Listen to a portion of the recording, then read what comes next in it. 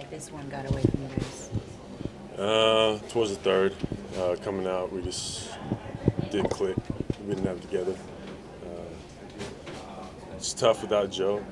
Obviously, he's chemistry and then you switch it up, so that comes into it. But we got to learn to play without him with those back-to-backs.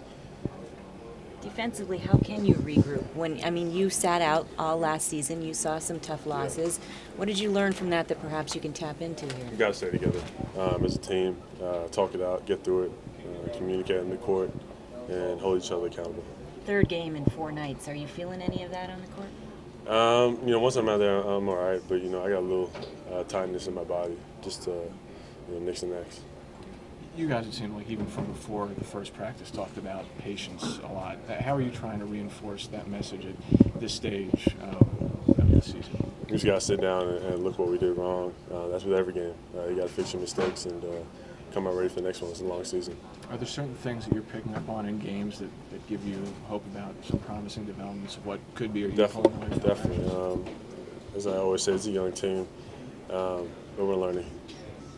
Through your first 3 career games, you're joining some heavyweights, Oscar Robertson now the latest. Do you allow yourself to look at your line and how they stack up with the greats? It looks great, but I'd rather have a win, honestly. I'd rather have 3 wins than double-doubles. Knowing that Joel perhaps is expected to be in Detroit waiting for you, how much confidence does that give you guys, not only defensively but just as a core? A lot. He's a huge part of this team, and once he's back there regrouping with the team, I think we'll be good. For a young lineup, trying to get through bad habits or erasing bad habits night after night when you lose is a key thing.